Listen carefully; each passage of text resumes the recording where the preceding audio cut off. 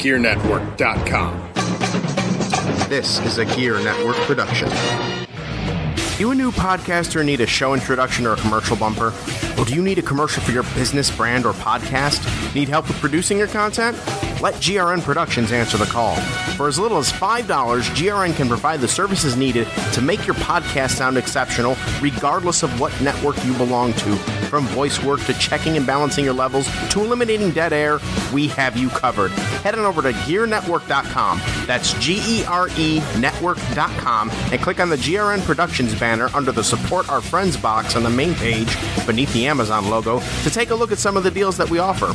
Alternatively, you can email me at GearNetwork, GERE Network at gmail.com with what you need, and I'd be happy to reach out and discuss the plans that work best for you. Don't delay, stand out today with GRN Productions. You need quality, we need money. Let's be friends. Ladies and gentlemen, you're listening to the Better Live Than Dead podcast. Well, hello. Better Live Than Dead, number 124. That's a lot. That's a lot of podcasts. And this is, I think, the second out of 124 that you've been on. Maybe a couple more. I want to say I've been on 3 or 4 with you. There was definitely the one at my place. Remember that? My other place. This is my new place. So many places.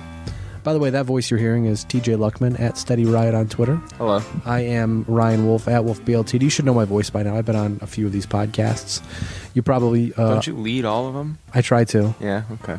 Usually because that way then I know what's being said and no one can say slanderous material about me. If you're going to talk some junk, say it to my face. Which is why we're here today, because TJ's going to spend the next 30 minutes airing his grievances with me. This is what I do. I come to my friends' houses, I say, be on my podcast, and then they just... say what they don't like about me to my face. I didn't prepare for this. That's the best. That's exactly how I want it. Unprepared. Yeah. But anyways, we're here to talk about music today. Usually we talk about sports. I know that... supposed to stick to sports. We usually are told to stick to sports, yes, but as Better Live Than Dead is... I guess we're trying to branch out. I guess I just say that we're branching out so I can get away with talking about more stuff. Like it makes more sense to me to go on Twitter and say, yeah, we're covering music now. So sometimes we write music articles.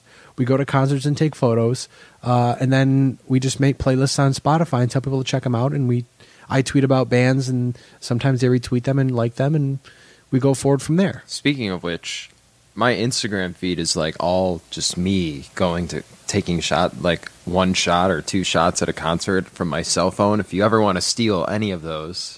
Dude, those are BLTD.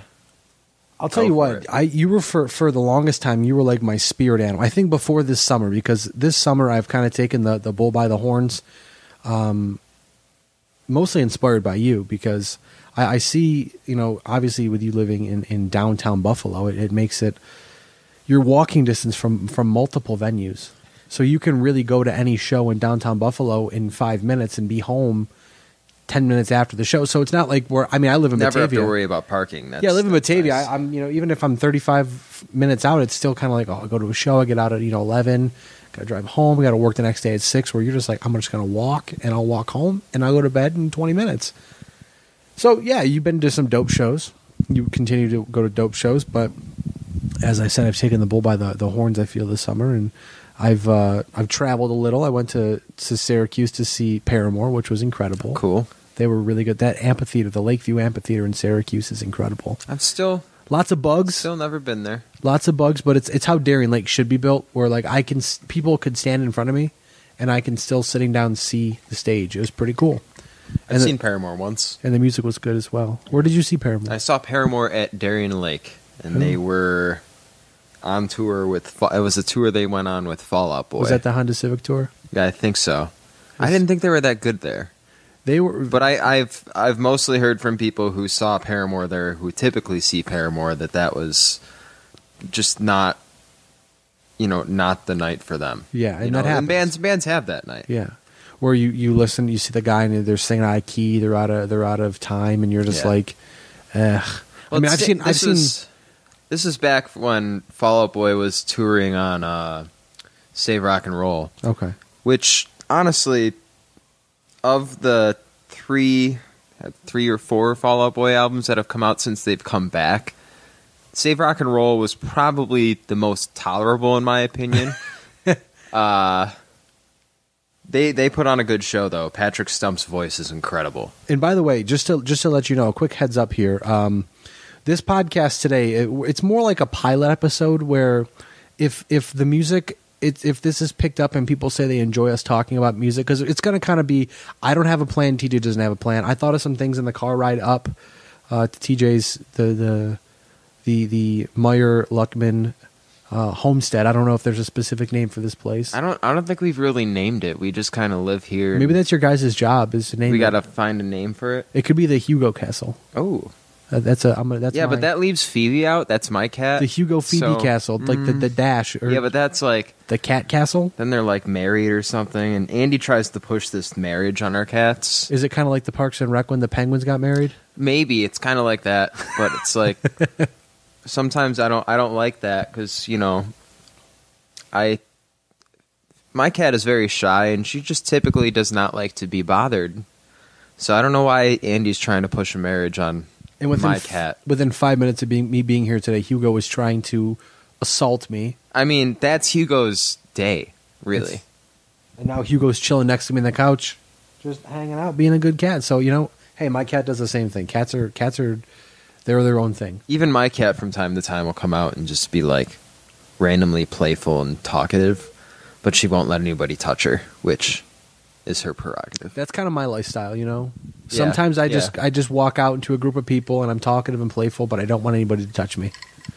It's fair. That sounds like my life. But back to the music. Yeah. We can have a cat podcast too if you want to. 30 minutes for just cats. So many pilot episodes for ideas. If this hits it off, maybe it will. I know I love talking music with TJ, and I know TJ. I think TJ enjoys talking music with me. So I'd say I just enjoy talking music in general. Just not with me. So no, that's not what I said, Ryan. It's a safe bet to say that this is enjoyable for the both of us for the 30 or so minutes we're going to talk about it today. But I know TJ has bounced a couple ideas off me, which I will not mention because if it's going to happen, we'll let it happen organically. But there's a lot to talk about with music. And I know some people just off the bat will say that some people take music too seriously. And maybe I'm one of them, but I don't think you can ever really take music too seriously. Like I'm not going to sit here and I love Panic at the Disco. I've grown to really enjoy their Brendan Urie because it is just his music. He's just continuing the brand here. I really enjoy Brendan Urie a lot, but when you see like the Panic at the Disco Twitter groups or Twitter handles and Instagrams and all that stuff, I enjoy it because I get to watch some good videos and some funny stuff, and you get to see some things. But really, at the end of the day, like I can't handle people being like, oh my God, this line in the song, when he said, I'm king of the clouds, I wonder what that means. I'm going to sit here and spend 4 hours trying to break it down. And it's like, he was hired in a kite and someone wrote a song for him based off his words. That's really what it is. There's no other meaning to it, but people will dive deeper. I'm just, let's just listen to the music. Let's talk about the music. Let's talk about what we think about it and move forward. Okay. It's not hard, It's really not. It's like when you're in English class when you're younger, and there's just like the sky is blue, and your English teacher says this is when so and so says that there's a whole bunch of meaning behind this phrase, and then it's just like I just meant the sky was blue. It is what it is. Yeah, very much is what it is. I do want to hit you with some rapid fire questions that I thought about in the car, just because I think there's some really good. If nothing else, there's no better way than to bum rush somebody on a podcast with questions they were not expecting when they were not expecting to get questions. I've learned, what might be better though is if you that? ask me these questions not expecting anything, and I just give you an answer. That could be. Where like you're talking, you'll be like, "Hey, this CD is really good," and I'll say, "TJ, tell me about this." Kind of like one of those things. Yeah, that's fine. But hey, you know what? If nothing else, if this podcast goes belly up, at least we had the opportunity to hang out and talk about music because we're going to get food after either way. Dude, oh goodness, yeah. And that's really the true reward here. That was the reason why. Yeah, we're like, let's go to lunch and then I'll bring some microphones and we'll podcast. Yeah, that's how we'll do it. So we're podcasting first, and then getting We're working lunch. up our appetite. It's already there for me, man. So, what? I guess I'll start with, and I know for you it's probably a tough question, but what is your go-to band right now? Right now, your go-to band. man. Let's I'm gonna open Spotify because that's my go-to. Like this is an unpaid ad for Spotify, I guess. Yeah, absolutely. Because like for me, for instance, I open up my Spotify and it tells me I'm listening to Jukebox the Ghost a lot lately. Sure. Because obviously, TJ, you specifically got me into them and said, check this guys out. They're really good, and they are. They're very enjoyable. Paramore, because I went and saw them, so I listened to them a lot. But like Panic at the Disco's new album, because it came out a couple weeks ago. Sure. And it's a quick, easy listen.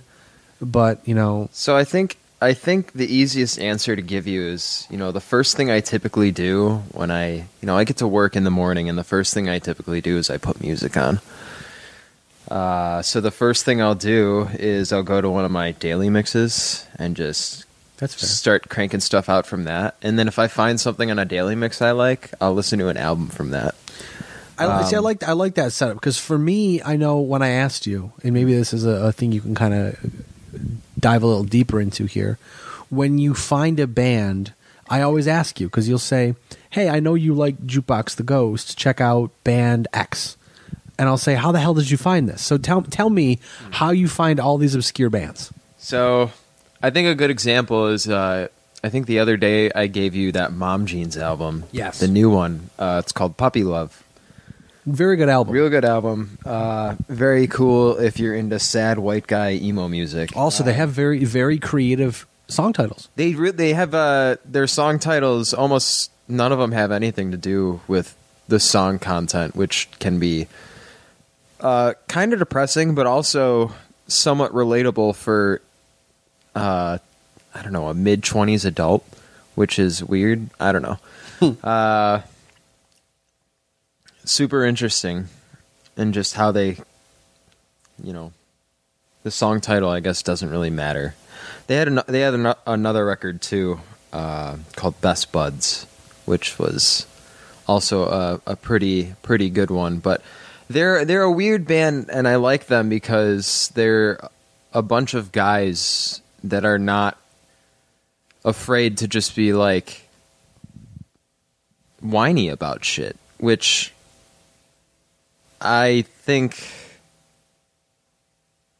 too many guys, I think that's more of a statement on guys in society in general, is like too many guys are very closed off and don't want to admit when they're unhappy or things like that. And I think that's why I appreciate bands like Mom Jeans or other bands like that are just not afraid to just kind of get in touch with feelings like that, because I feel like too many times guys don't do that. And it works for them. Yeah, right. And it really, especially since everything they create, everything is like a happy hook too.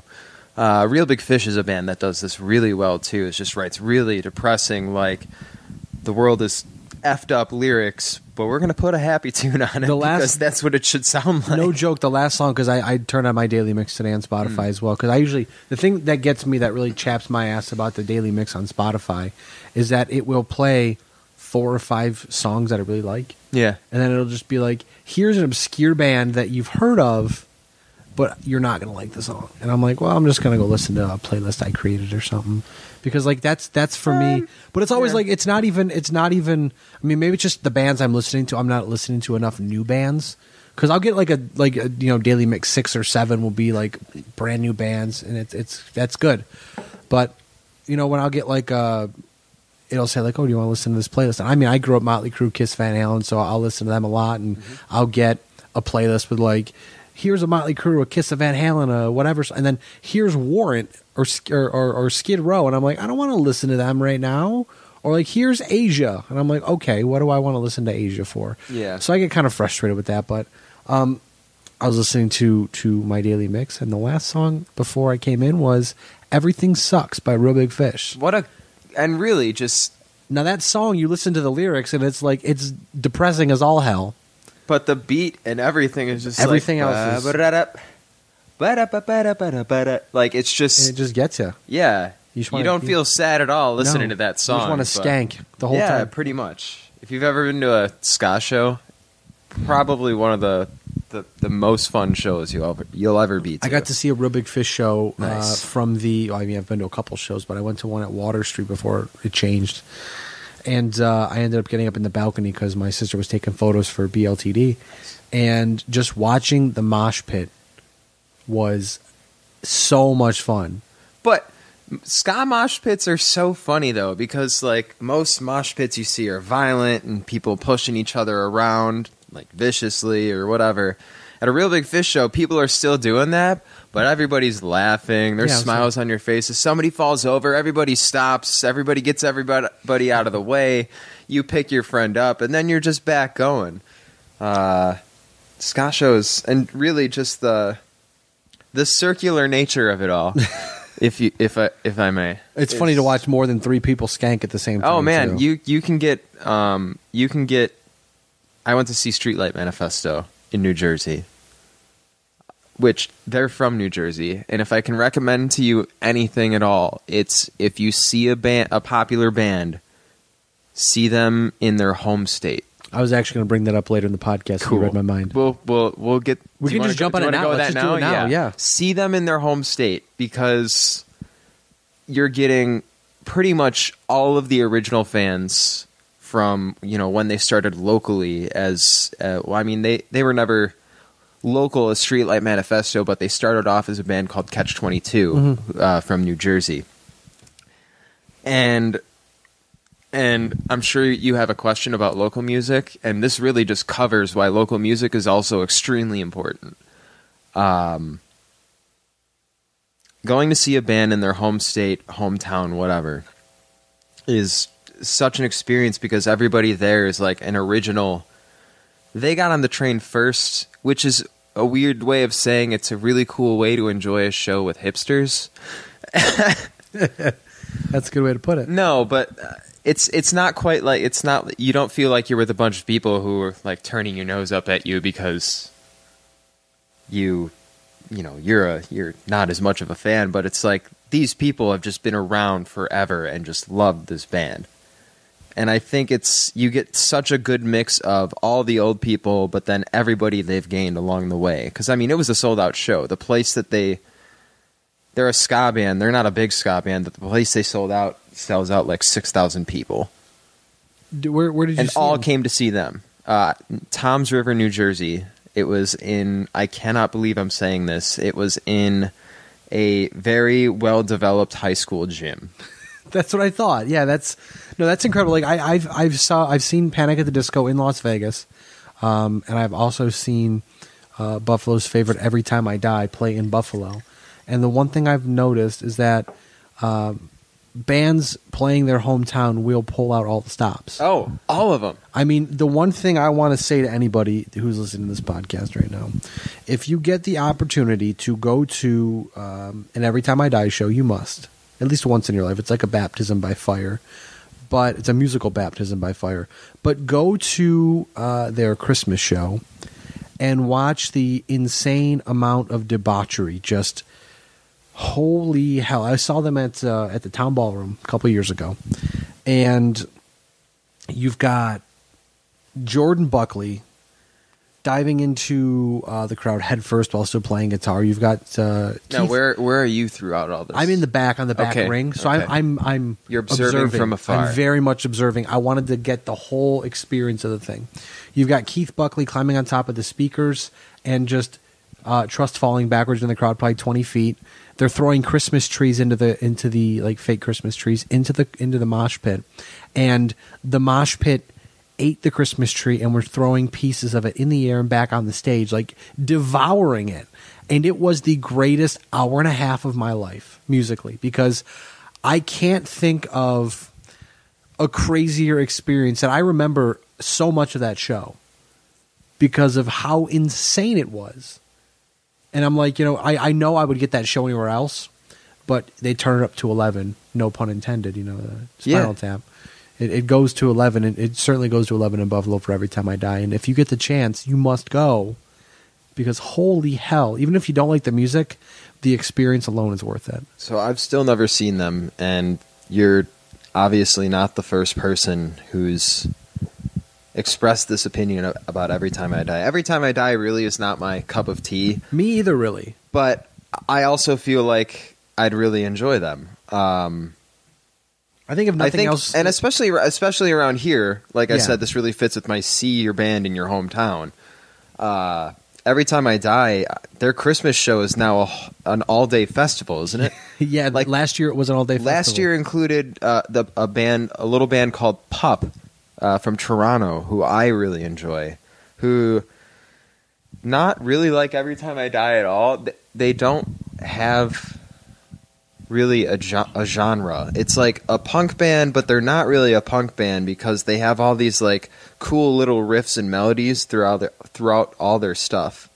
And this singer has literally almost ruined his vocal cords and how hard he goes like singing at shows and even singing for the albums. Jeez. He's check them out. They're called Pup. And they're just so incredibly talented and good. In speaking of bands like that, I know TJ, you beat the drum really on Twitter for, as far as I know at least. You're the guy that's always pumping local music and making sure that people pay attention. Who would you say are maybe the biggest local unknown or unsigned band, or a few local Buffalo bands, not Every Time I Die or stuff like that people may not know about, or some people know about, that people should check out? Well, the first one I think I have to throw out there, because I've been talking about them for, I feel like, over a year now, is Super American. They are signed. They're signed to Take This to Heart Records, but it's not like a major label or anything. So I mean, they still deserve the love no matter what. Super American, Matt Cox and Pat Feely are two extremely talented individuals in how they're writing these like really punky but poppy 90s sounding beats.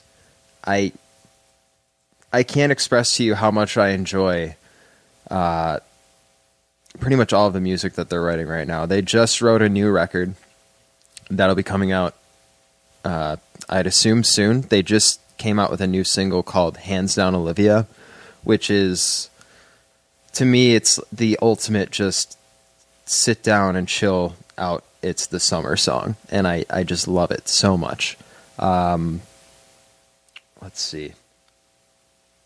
Just want to put a big shout out for a show that I'm pretty sure I'm going to be going to next Sunday for a band called Ugly Sun.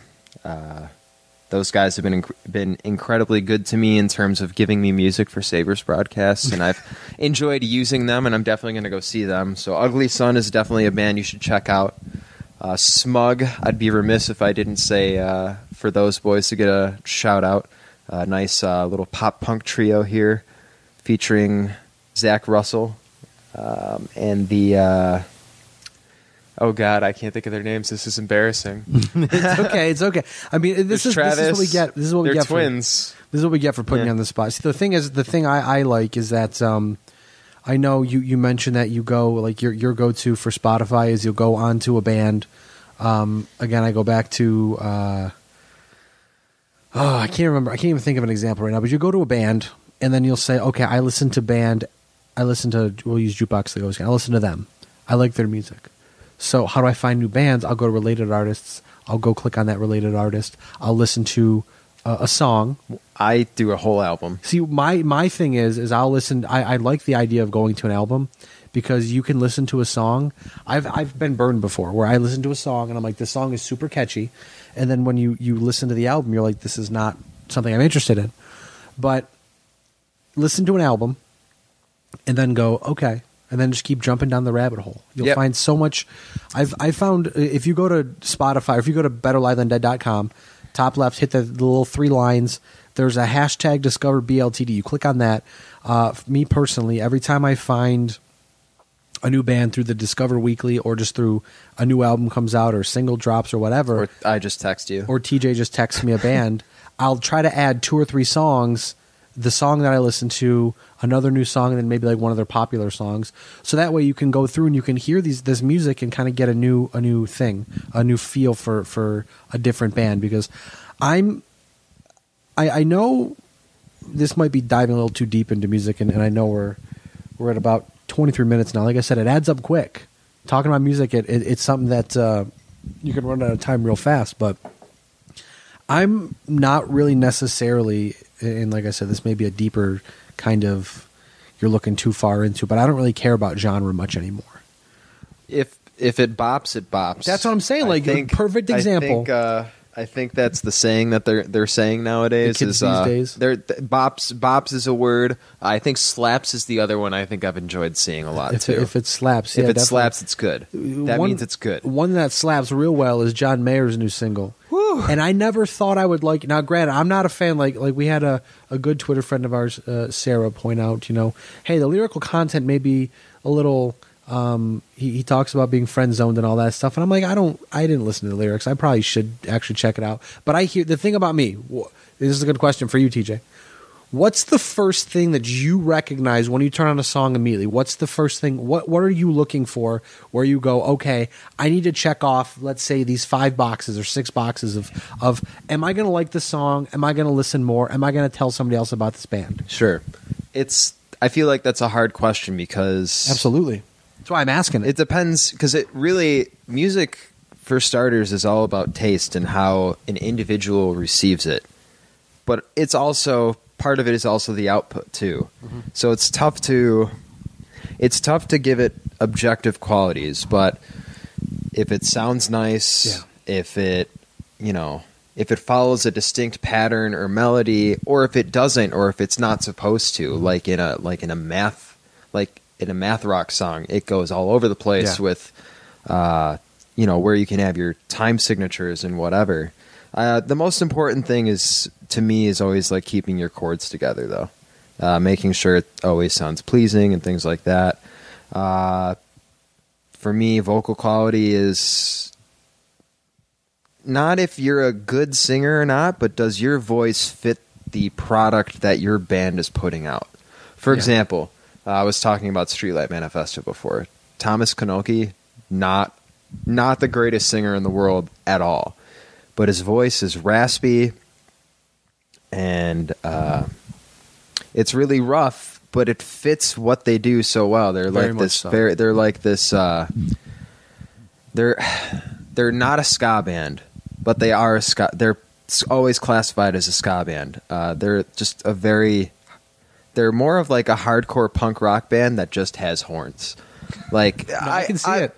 I'm not kidding. Like their drummer is insane, and the beats that he's able to come up with, and like the way Thomas strums the guitar, and then the bass player of that band is just, oh my god, that guy.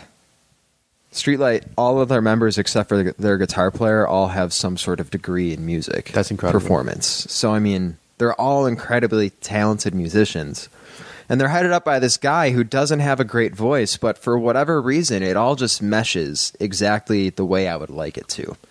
My quick Streetlight Manifesto story is I used to go hang out with my friend when I was 16 and used to go smoke cigarettes and listen to Streetlight Manifesto. Nice. When I was 16, because I was super. When you're 16, super cool. You're what, like 3 years younger than me? So I'm 26 now. You're 26? Okay, so you're 2 years younger than me. I'll be 27 here soon, Okay, so I'm 26 and 3/4, TJ. Okay, so you're about a year and a half younger than me.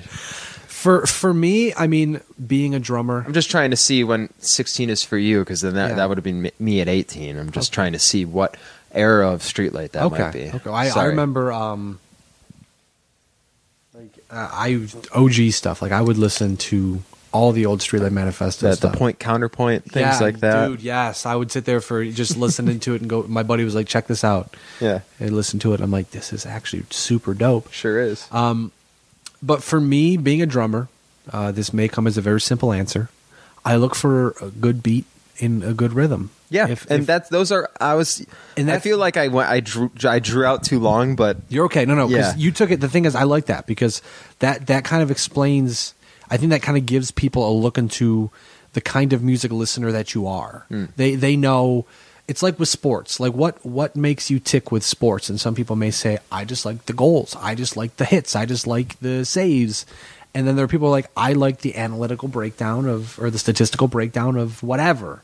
And that's kind of where you're at, where you're like the fancy stats of music, where you look at like, you appreciate the music for what it is, which is great. I do notice about myself though, I tend to stick to. I don't branch out into like hip hop or anything like that. But I feel like I try to but I feel like I do that for what's popular, and something I really would like to do is kind of delve deeper into that area of music, because I feel like a lot of what I do now is into stuff that I like and that I'm comfortable with, and that other stuff that I feel like I'd be comfortable with. That's why I came to you about music, because I was very much, like I told you, I was very much in the old school hard rock. Like, I'm listening to, I would listen to the same Motley Crue album, 6 or 7 times and be like, why am I not going to shows? Because literally the only show that I would go to would be them. And then I'm like, let me branch out a little. And, I'm listening to I don't like country music very much, but I found like a niche, kind of like Chris Stapleton is like my guilty pleasure, where because you listen to the music, it's country, but it's rock, but it's blues. So everything is like an infusion of all the good stuff that I like. And I'm like, okay, you should listen to Drive By Truckers.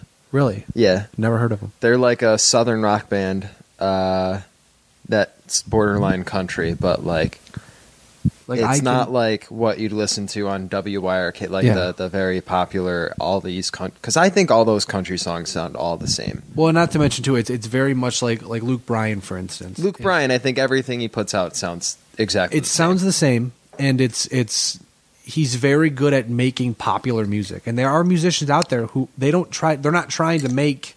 Also, right.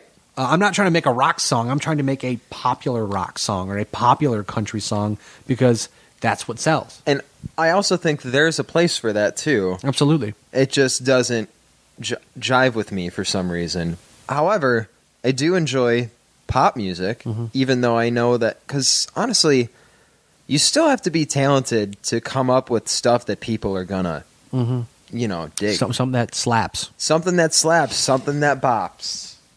I mean, like for me, I'm a big. I like Chris Stapleton. I like Zach Brown. I wish Zach Brown would go more towards rock music more, because I think when Zach Brown makes a rock song, like, good God, man, it speaks to me. With Zach Brown, you're hoping that he would use Dave Grohl as his producer more. Dude, yes. I mean, there are a couple rock songs that Zach Brown comes out with, and I'm like, this man is like missing an opportunity.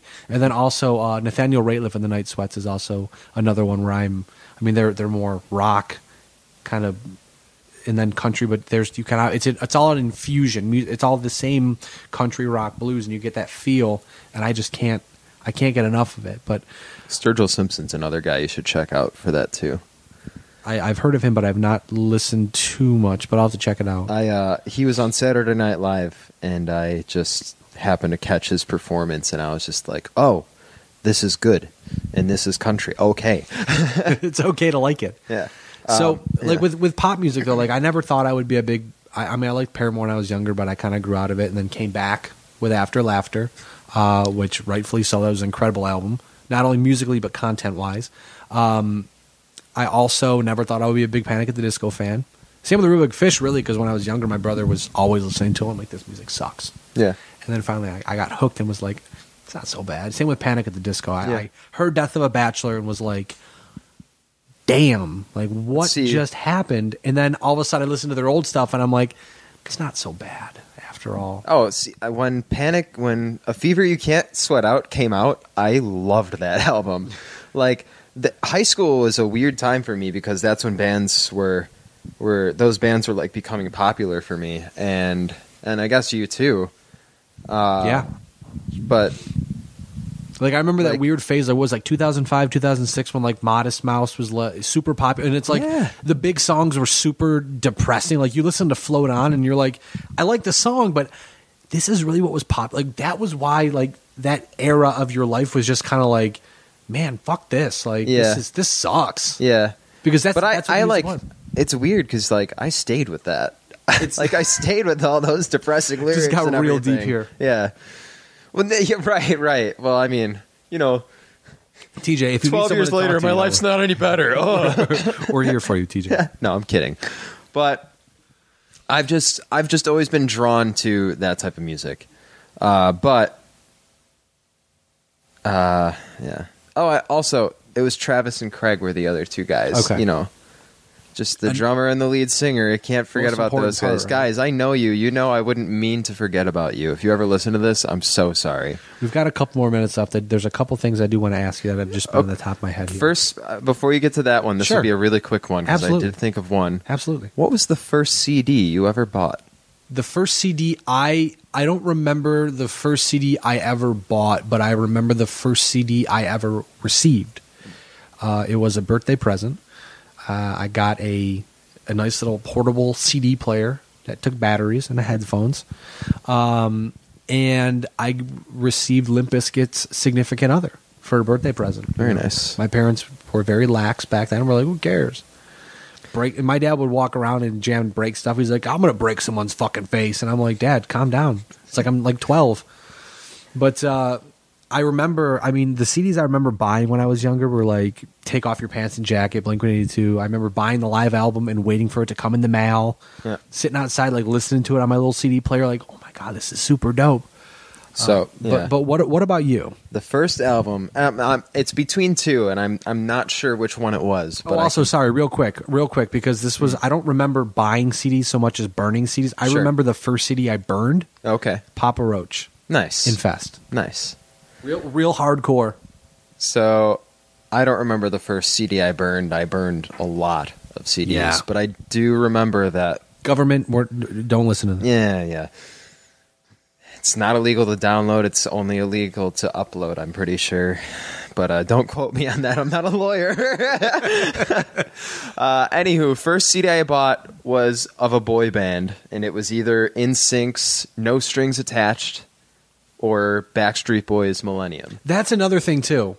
It's hard for me to say what's the first CD I bought because remember like Columbia House where they'd send a thing in the mail and you'd pull the little squares off and you'd get like 5 or 6 CDs for like $20. It's like a monthly subscription. No, thing. I don't remember this at all, but this sounds great. You used to get like, I remember I'd get like a bunch of like albums and random stuff. But the question I have for you, because you bring up a good point. Okay. Looking back on it now, were you NSYNC or were you Backstreet Boys? That's Backstreet Boys had longevity. Well, the thing is, they're still going. Not only do Backstreet, this is the hard part. Not only do the Backstreet, and maybe this is a podcast we have to have with a couple people from our little area. And that's a podcast. This is an idea I've had about a podcast: is taking an album, having somebody who has listened to it and knows a lot about it, and having somebody who doesn't know a lot about it, and then a host, and then I don't know. But here's the thing, and that's what I meant by I'm not going to bring it up. I'll let it happen organically. It just happened organically here. The Backstreet Boys have the number one hits, have the hundreds of millions of albums sold, have the hits, have everything. But NSYNC has Justin Timberlake. I think NSYNC was bigger in a shorter amount of time. I think they were like a star that burned out. Yep. Where the Backstreet Boys are like, you see them back together now. They're in Vegas. They're performing together. Yep. I mean, if NSYNC got back together, it probably would be the biggest tour we've seen in a very long time. Oh, for sure. But, for sure. I mean, if nothing else, if the Backstreet Boys toured again, people would go in droves. They did a couple years ago. Yeah. The New Kids on the Block tour. That's right. They're also in Vegas, I believe. Yeah, because they have a residency in Vegas. When I went to Vegas, I was pissed because the week before I went to Vegas, Backstreet Boys' residency for that time frame had ended for a few weeks. And I was very upset because I would have gone and seen the Backstreet Boys. Yeah. To validate my childhood. Because when I was a kid, I remember listening to Backstreet Boys and be like, I like these guys. But then like NSYNC would come on and Bye music video on TRL. And you'd be like doing the dance moves. I mean, I remember all that stuff. Yeah. But look at how we've developed. This is what happened to us. Yeah. But yeah, and it's weird because like it's funny because I remember buying those CDs and I remember liking the songs a lot, and then like music is funny in how people have opinions about it, and when you're young and kids are vicious, man. They're the worst. They are the worst, and I mean, I'm not afraid to say it. I was bullied in school. Not so much in high school. High school was good, but like grade school, Grade school, it didn't suck, but I mean, I took my fair share of them out, and one of the things I took it for was Backstreet Boys and NSYNC, and for years that weighed on me. And I mean, it's one of those things. Now, where now I'm a 28-year-old adult, and I'm just like, who gives a shit if I liked that when I was 10? Exactly. When you were a kid, you were like, I like this because it's popular. Because when you're a child, when I was a kid, when I was super young, I liked the Denver Broncos. Why did I like the Denver Broncos? Because they were really good at football. Because they won all the time. Exactly. Yes. Why do you like the NSYNC or the Backstreet Boys? Because you turn on TRL, and literally for the first, I think, like 2 or 3 years of TRL, that's all you would see. It was either number one was either NSYNC or the Backstreet Boys, and it would go back and forth, back and forth, back and forth. And then like a weird 30-week spree where Ricky Martin had the number one song. Let me actually see. That's a really good trivia fact. A little trivia nugget. I remember because one of those Wikipedia black holes at like 3 a.m. when you can't sleep and you're looking at the dumbest stuff and you're like, what? So I'll get back to you on that one. But I want to ask you before we jump off the podcast here. Okay. What is and I ask you the first one because I have to mention this show that I'm going to in 2 weeks from today, actually. That'll be a nice last question. What's the next show you're going to? Well, what's the next show you're going to? But what's the best show you've ever been to? That's such a tough question, man. I thought about it in the car right here, and I'm like, I like this show because of that. That's what made it great. But then this show stood out for a completely different reason. So, man, the shows I've had the most fun at are streetlight shows, but the best show I've ever been to. Best show? No, this is easy. Foo Fighters 2011, First Niagara Center. So cool. Well, and that brings me to my point here. I'm actually going to pop the Foo Fighter cherry in 2 weeks at Fenway Park. Dude. It's a couple years ago when they went on I would tour, love to see a band like in a major landmark I wish stadium. we were such good friends as we are now back then, because 2 years ago or 3 years ago, whenever it was, I was going to go to the show. I was going to buy the tickets, and nobody wanted to go. And I was like, I want to go see. I want to go see Foo Fighters at Fenway. Who wants to go? I'll buy the tickets. No one wanted to go. So then I said to my fiance, I was like, hey, obviously Aubrey, but people listening may not know. I said, hey, when Foo Fighters go on tour, there's no doubt about it, we're going to go see them. And she said, absolutely. Come to find out, literally 7 days before we get married, they're playing Fenway Park. And I was like, well, it's going to be a long week. So that's where I'm going in 2 weeks, and I think it's going to be incredible. Because, again, I've always wanted to see the Foo Fighters, and I've always wanted to see a show at Fenway, so there you go. Boom, knocked it out of the park. But, yeah, that Foo Fighters show in 2011 was so great. They'd never been to Buffalo before. So I remember because the Bills played that afternoon. I went to the Bills game that day, and then the Foo Fighters concert was that night. Ryan, that was the greatest day of my life. Of my entire life. I can imagine. But for me, musically, I mean, like, I went and saw Motley Crue and Kiss, and I sat, like, 6th row. That was pretty cool. Like, I mean, I saw Panic at the Disco in Las Vegas. That was super cool. I saw John Mayer last year, and I thought he was one of the most incredible individuals I've ever seen play. I think I need to see him. You do need to see him. Because, like, watch. Not to mention, I was stalking his Instagram last night because, again, I listened to the song, was checking out the New Light music video. The music video is hilarious. It's great. It's so weird and it's so John Mayer. But I was watching that boy can dance. Oh yeah, that boy can dance real well. He's very talented. He went to Berkeley. You know that? I did not know that. He went to Berkeley College of Music, and he was so good, he dropped out and became John Mayer. Can you believe that? Like, I used to be his professor, and then he dropped out of my class, and now he's super famous and one of the greatest guitarists to ever live. I mean, that's another that right there, another podcast. Like, look at John Mayer is absolutely one of the best guitar players to ever. Who and again, this is probably super loaded. I don't know. Please do not have me on a podcast about greatest guitar players who ever lived. Because you're the greatest guitarist. Your thought, just in a vacuum. If I had a gun to your head, which I don't own a gun, so I would never put a gun to your head. I love you too much, TJ. I would never do that. But if I did, who would you say? That's too hard to say. I feel like I can only go by what I know. Okay. Prince is an incredible guitarist. I never got to see him. Jimi Hendrix was always good.